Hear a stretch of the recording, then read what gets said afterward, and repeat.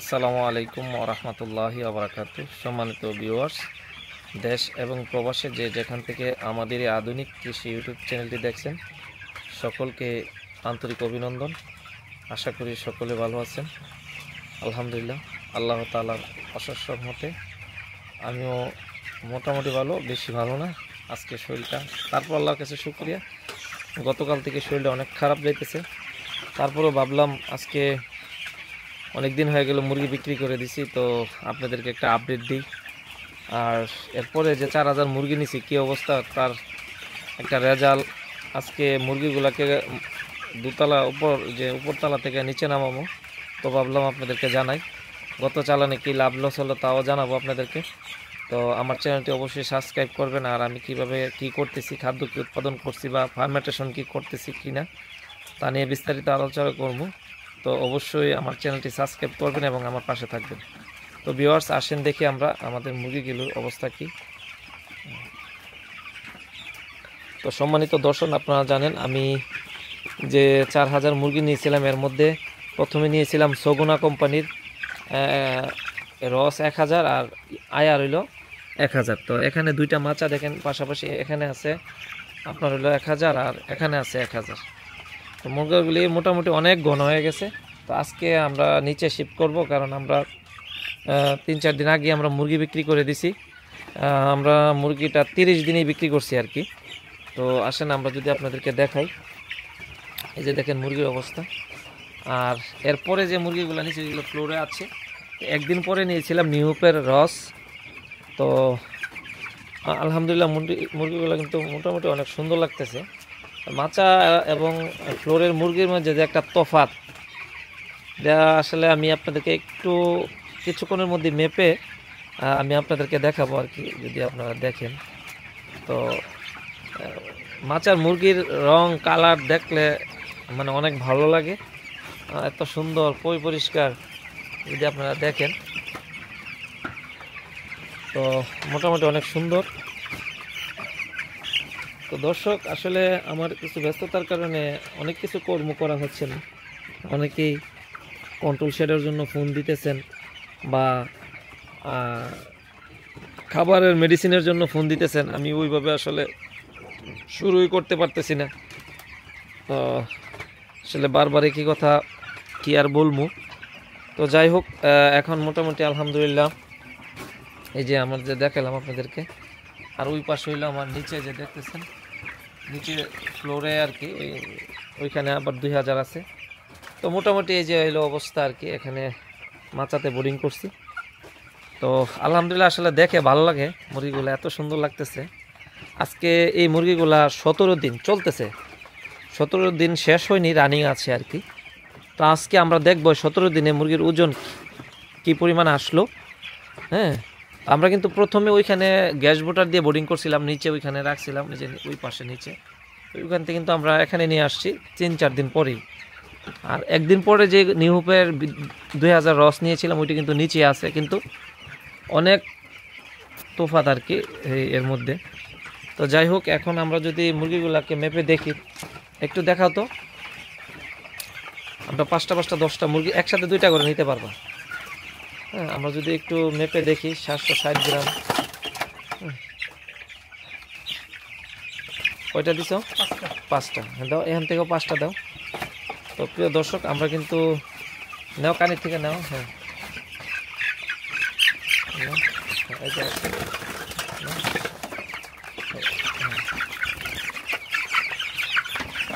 কোনার থেকে নাও।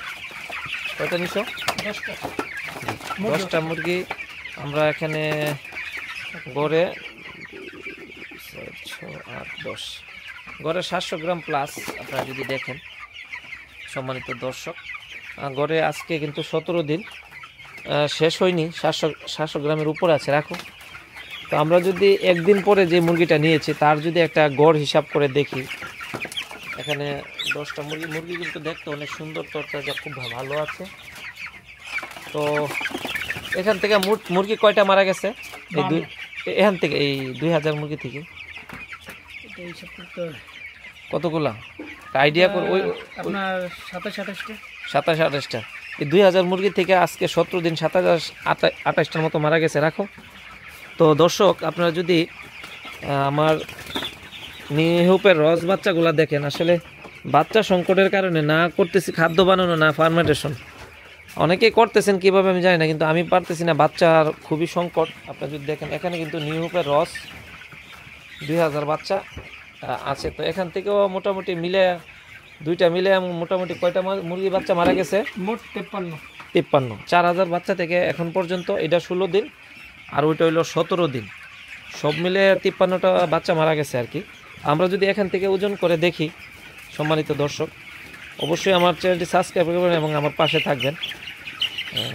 ছোট বড় মিলে দাও দাও। সম্মানিত দর্শক, আমরা যদি দেখেন, তো ওইখানে আমরা কিন্তু ওজন করেছিলাম গড়ে 700-র উপরে হয়েছে। ওই কর্নার থেকে নাও, নাও কর্নার, এই যে কর্নার থেকে, এই যে নাও।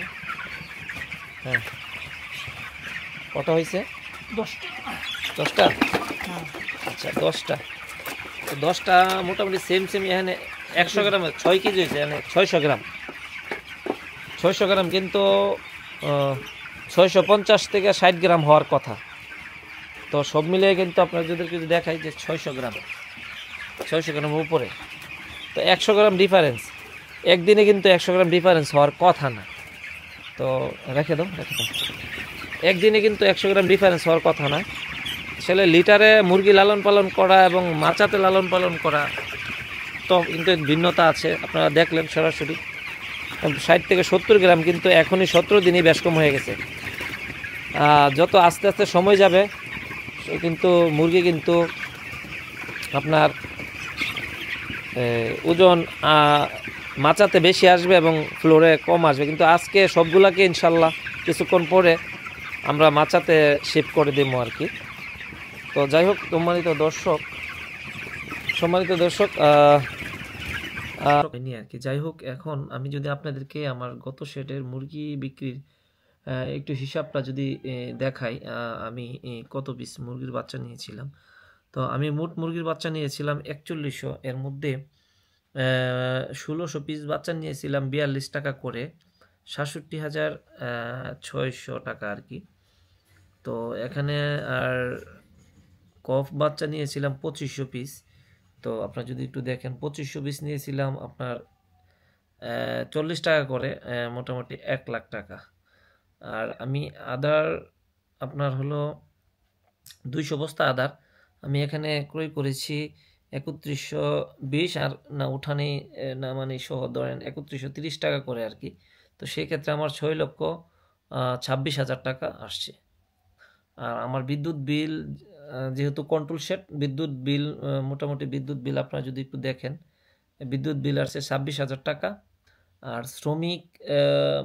শ্রমিক ছিল মোটামুটি 2 জনই, শেষ দিকে মিলে 2 জনই ছিল। তো শ্রমিকের বিল ধরছি আমি 30,000 টাকা, 10-15,000 টাকার ওষুধ হইলে কন্ট্রোল শেডের সারে, তারপর আমি এগুলা ইউজ করছি আর কি। তো মোটামুটি এখানে 40,000 টাকার মতো আর কি।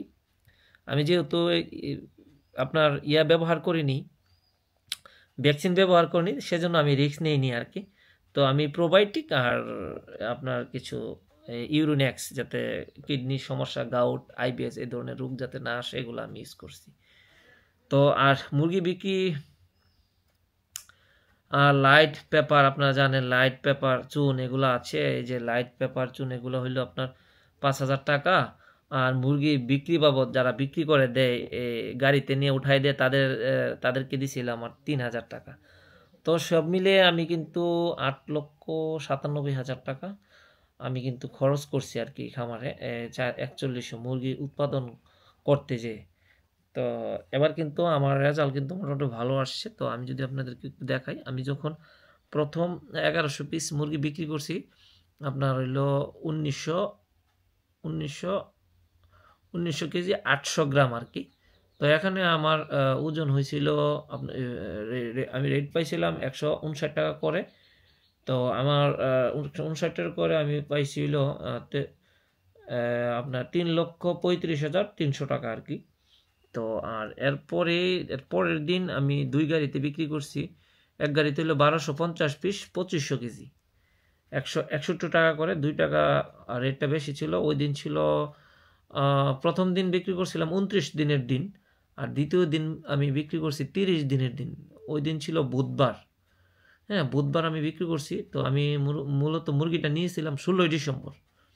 তো মোটামুটি অনেক দিন হয়ে গেছে বিক্রি যে করছি। যাই হোক, এখানে 2500 কেজি মুরগি বিক্রি করছিল 4,02,500, 161 টাকা করে। আর 786 কেজি আমি বিক্রি করছি আপনার 786 পিস 1600 কেজি, এটাও 161 টাকা করে, 2,57,500 টাকা।